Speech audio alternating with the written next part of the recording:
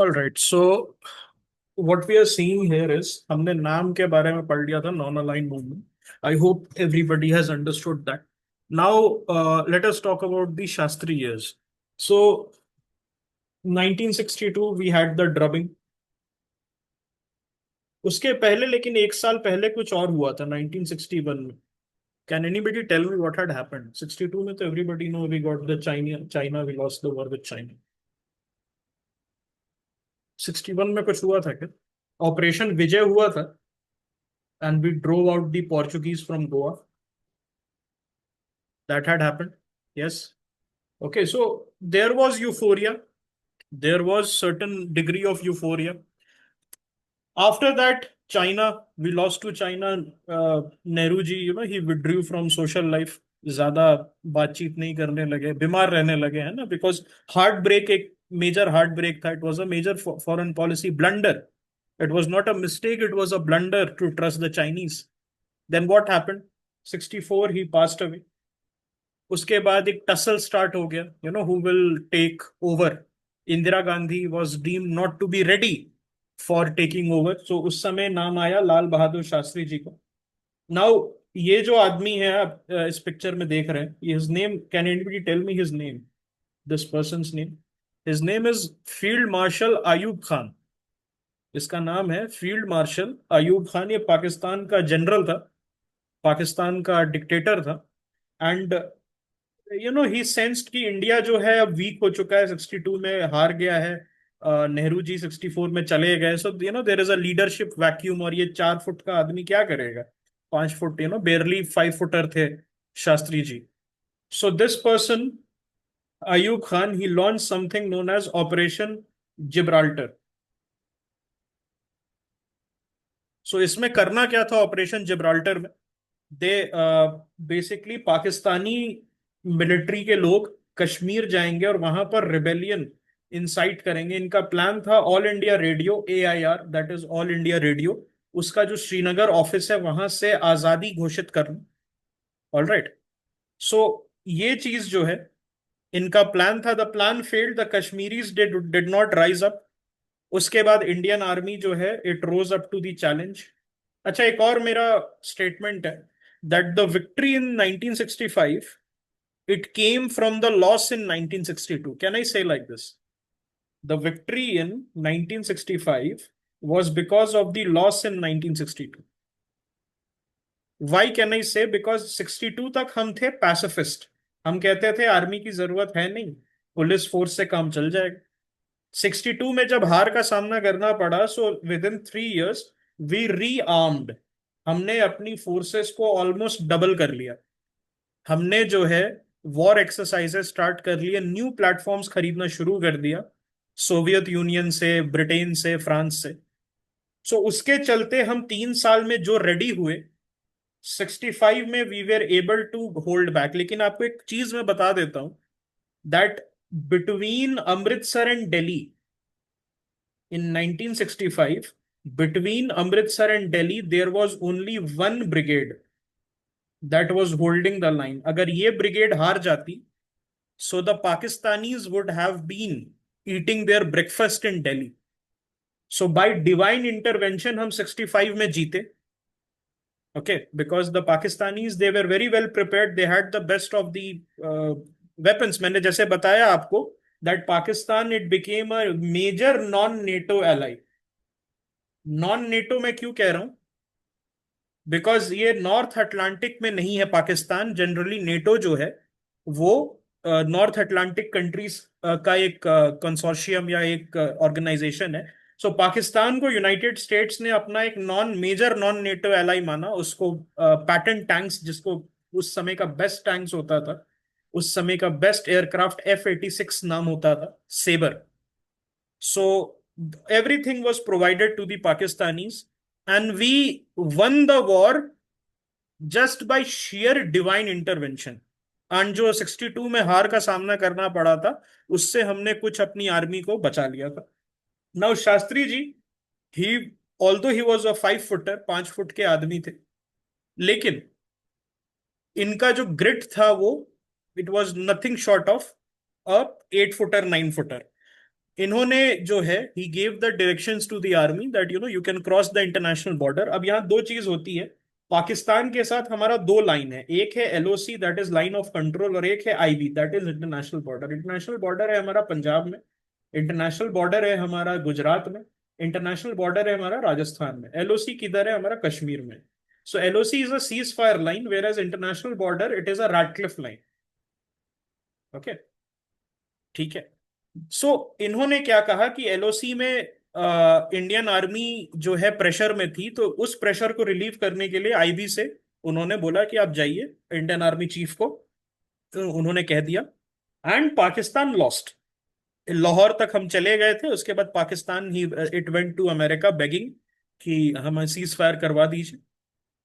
सो यहां पर जो है अब और यूएसएसआर के खेमे में हम जाना शुरू कर दिए। उसके बाद एक और चीज हुई थी, this is as you know this is the last picture.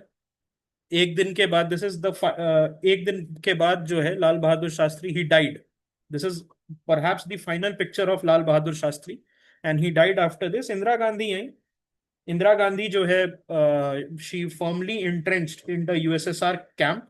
USSR के साथ हमने 1971 में एक सोवियत इंडिया फ्रेंडशिप पैक्ट हमने साइन किया, और उसके अंदर में सोवियत यूनियन इंडिया को हेल्प करेगा, and it helped India with nuclear cover. Nuclear submarines भेजा था उन्होंने। सो इस तरीके से जो है हमारा अमेरिका के साथ रिलेशनशिप खराब होते चला गया। अमेरिका चाइना के पास आते चला गया, Pakistan was the broker. And throughout the 1970s our relationship with America tanked.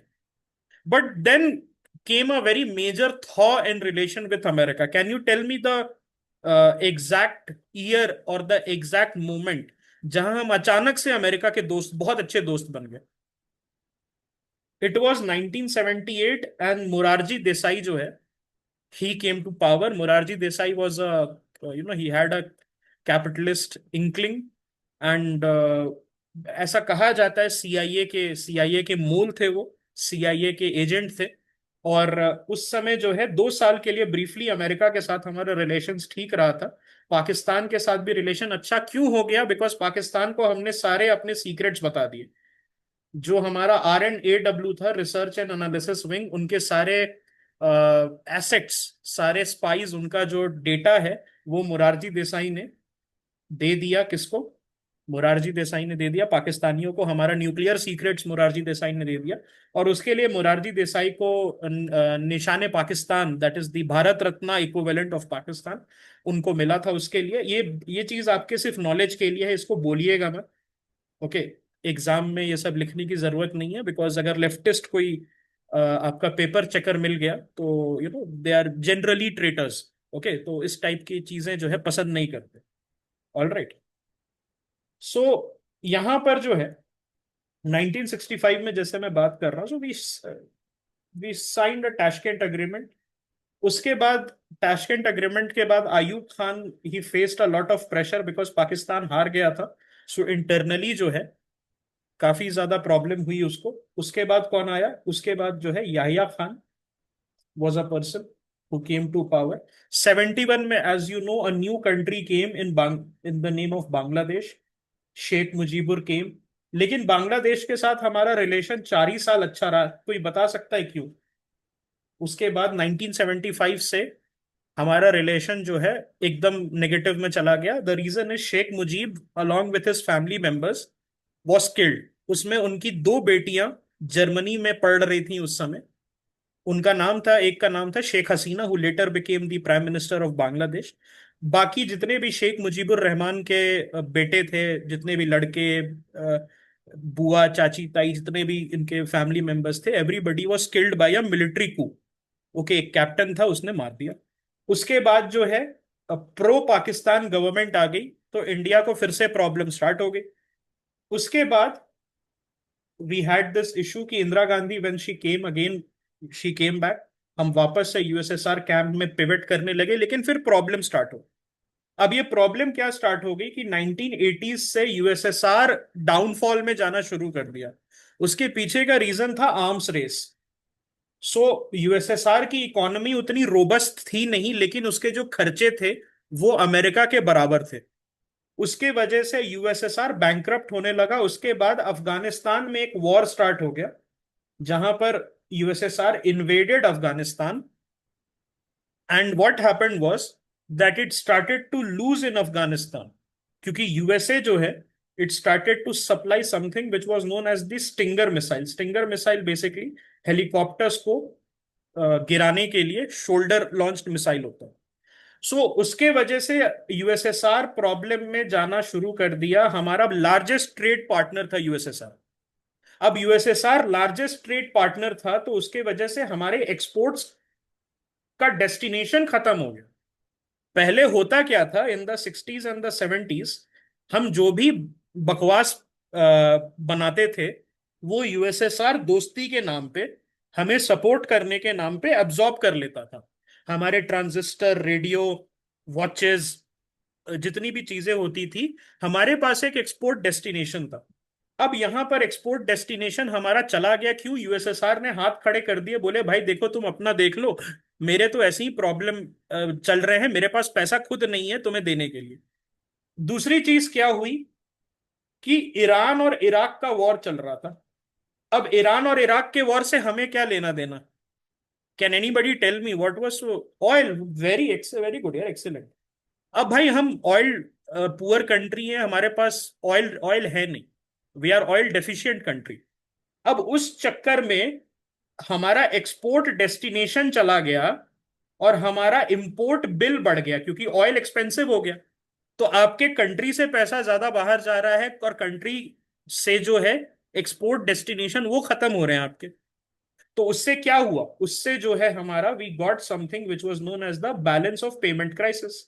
Now balance of payment crisis था, तो हमें हमें भी समझ में आ गया कि अब यूएसए से हमें रिलेशंस अच्छे करने। Rajiv Gandhi he went to USA. उसके साथ साथ यूएसएसआर में एक बंदा आया, गोरबाचेव। उसका नाम था मिखाइल गोरबाचेव। अब गोरबाचेव साहब खुद अमेरिका से दोस्ती कर रहे थे, तो इंडिया ने बोला यार ये यूएसएसआर खुद दोस्ती कर रहा है। गोरबाचेव साहब खुद बोल रहे हैं कि हम लोग जो है जाएंगे। So there were two policies of Gorbachev. Can you tell me the name? It is mentioned in your NCERT. Gorbachev के दो पॉलिसी थे, एक का नाम था पेरेस्ट्रोइका और एक का नाम था ग्लासनोस्ट। पेरेस्ट्रोइका था inculcation of capitalist values and capitalist elements in the Soviet society, जहां से सोवियत यूनियन में privatisation of certain industry start हो गई। और दूसरा था ग्लासनोस्ट। उसमें क्या था? They started to inculcate liberal values. The news, it started to be free. पहले क्या था? स्टेट रेगुलेटेड था, अब जो है उसको फ्री कर दिया गया। अब जब जैसे ही न्यूज फ्री हुआ, the Soviet people they came to know कि एवरीथिंग इज नॉट रोजी। हमसे 30-40 साल से तो झूठ बोले जा रहे हैं ये लोग। जैसे ही न्यूज को फ्री किया गया, एक शॉक की तरह आया। आपसे मान लो 30-40-50 साल से मैं बोल रहा हूं एवरीथिंग इज फाइन, अचानक से न्यूज वाले कह रहे हैं everything is not fine. So panic started happening and this started the downfall of USSR. हमारा major trade partner, major ally खत्म। So India, it came into problem. China से लड़ाई, चाइना से लड़ाई है, यूएस से मनमुटाव, और यूएसएसआर तो एग्जिस्ट ही नहीं करता है, तो करना क्या है? और बैलेंस ऑफ पेमेंट क्राइसिस तो टॉप पे, ना हमारा एक्सपोर्ट कहीं जा रहा है और ना हमारा हमारा इंपोर्ट बिल कम हो रहा है। So we pivoted towards the US. अब हमने कहा कि ग्लोबल ऑर्डर चेंज हो रहा है, यूएस की तरफ अब हम जाएंगे। अब यहां पर क्या हुआ था? In 1991 what happened was we went from a multipolar world to a unipolar world. USSR पहले बैलेंस होता था ना, यूएसएसआर और यूएस। अगर आपको यूएस तंग कर रहा है तो यूएसएसआर के पास चले जाओ, यूएसएसआर तंग कर रहा है यूएस के पास चले जाओ। अब क्या, यूएसएसआर तो है नहीं। चाइना उस समय यूएस कैंप में था, China was in the US camp. So बचा कौन यूएस को टक्कर देने के लिए? कोई नहीं, nobody was there. Everybody was under the US sphere of influence. So for a very, for few years, we were under a unipolar world. Russia was total collapse. जो Russia was the successor state of USSR, it was under total collapse. वहां पर खाने पीने के लिए चीजें नहीं थी। छोटी छोटी बच्चियां, छोटी छोटी बच्चियां मतलब 10-12 साल की बच्चियां, they were pushed into prostitution so that they can get one loaf of bread. इतना खराब हालत था रशिया का 90s में।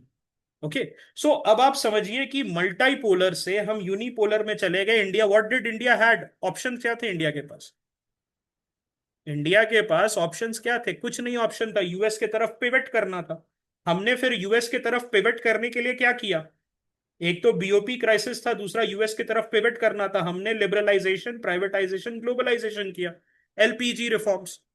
So this was the starting point of our privatization, globalization, and liberalization. Okay, so there is a question: is the friendship of US and China helped in China manufacturing up? क्या US और China के जो friendship है उसके वजह से China एक manufacturing hub बना? The answer is absolutely yes. 1970s में जब रिचर्ड निक्सन गए थे China, so this was a historic visit, he told American companies that if you wish to invest anywhere, at that time they were investing in Japan. तो Japan से जो है investment वो कहाँ चला गया? शिफ्ट हो गया चाइना में। So Japan loss was China's gain. Okay, पहले जो अमेरिकन कंपनीज है वो अपना इन्वेस्टमेंट्स कर रही थी जापान में, इसीलिए Japan it grew like crazy in the 50s and 60s। But after the 70s, in the initial days, when the Chinese and the US they became friends because of the mutual distrust of USSR, the Nixon set की China को strengthen करना है USSR के against. Okay, सो ये चीज हुई थी। अब यहां से जो है हम पिवट कर रहे थे 1991 में, बहुत सारी चीजें हुई थी। This was a very moments year. Okay, ये मतलब मॉन्यूमेंटल ईयर आप ऐसे कह सकते हो। इस समय हमने लुक ईस्ट पॉलिसी भी स्टार्ट की थी, उसके बाद जिसको हमने मॉर्फ कर दिया या उसको अपग्रेड कर दिया एक्ट ईस्ट में। अब इंडिया जो है वो कह रहा था कि जो आइसोलेशन था हमारा बिकॉज ऑफ यूएसएसआर के कैंप में रहने के लिए, हम because we were for the past 30 years, 25-30 years we were in the USSR camp. अब यूएसएसआर कैंप में थे हम लोग, सो उसके चलते इंडिया ज्यादा कुछ कर नहीं पाती थी। उसके पास रूम नहीं था, स्ट्रेटेजिक रूम नहीं था मनूवर करने के लिए, because our foreign policy was linked with that of the USSR. जो यूएसएसआर कहता था उसको हम लोग जो है काट पीट के कर देते थे। अब इंडिया कह रही थी कि now it is time that India will spread it's wing. तो हमने लुक ईस्ट पॉलिसी किया। ओके, उसके बाद हमने जितने भी रीजनल ग्रुपिंग्स हैं जैसे सार्क, ओके, इस टाइप के ग्रुपिंग्स लाइक बिम्स्टेक, इन सब में जो है हमने काम करना शुरू किया। ओके, सो इसके बाद जो है the second moments year was 2014, because इस समय जो है मोदी जी आए थे और NDA one. So it was a moments year because यहां पर बहुत सारे चेंजेस हुए थे आपके फॉरेन पॉलिसी में, जिसको हम लोग देखेंगे। This was basically your historical background of India's foreign policy. जो भी मैंने आपको अभी तक बताया है उसमें पोस्ट इंडिपेंडेंस के क्वेश्चन भी कवर हो जाए। Any doubt that you have, मैं कुछ क्वेश्चंस ले लेता हूं आप लोगों के। There is question of Sunny. It's always debatable who were at fault regarding this 1962 army or executive. Okay, so the answer is both. देखिए, जो आर्मी के जनरल थे उस समय, इंडियन आर्मी के, ही वॉज इनकॉम्पिटेंट। एक जनरल कॉल थे, thoroughly incompetent person. And उनको इसीलिए बनाया गया था, नेहरू के क्लोज थे। जो कॉम्पिटेंट जनरल्स थे उनको नेहरू जी ने नहीं जो है, ओके, उनको नेहरू जी ने नहीं बनाया। और उसके वजह से ये जो कॉल साहब थे, इट वाज अ डिजास्टर। और छुट्टी पे चले गए थे। आपको ये भी पता होगा, आपको ये भी पता होगा कि ये जब वॉर चल रहा था छुट्टी पे चले गए थे। एक और चीज आपको मैं बता दूं, इंडियन आर्मी के सोल्जर्स के पास ठंड के कपड़े नहीं थे। दूसरी चीज हमने ब्लंडर की, हमने अपना एयरफोर्स यूज नहीं किया, which was 10 times better than the Chinese. The air force could have changed the face of war in our favour, लेकिन हमने यूज नहीं किया because there was a false intelligence that the Chinese air force would attack Calcutta, and that was utter nonsense because the Chinese did not had the capability to field aircrafts in the Tibetan plateau.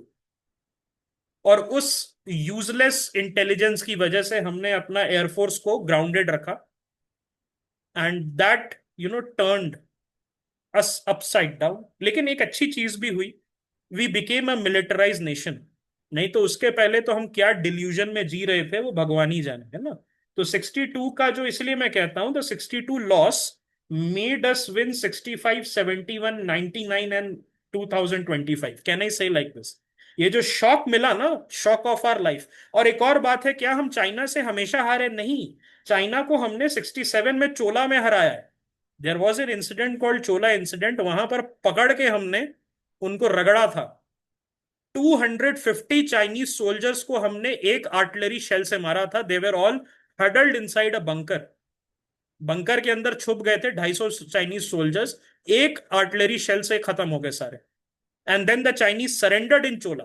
Then 84 में राजीव गांधी के समय, 84 85 में हमने अरुणाचल प्रदेश में उनको पकड़ के मारा था।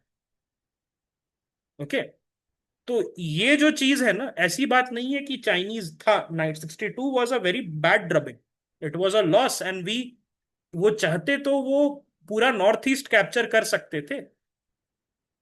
ठीक है, लेकिन दोनों तरफ ब्लेम जाता है। The executive because they chose incompetent generals, but you cannot fault the soldiers, you cannot fault the young officers who gave their life, you cannot fault people like Major Shaitan Singh, you cannot fault people like all the people who died and got Paramveer Chakra and Mahavir Chakra. Bravery was there, leadership was incompetent, lions were being led by sheeps. Okay, so this is your history basically. अब हम लोग जो है specific topics पे जाएंगे। Any question अभी तक?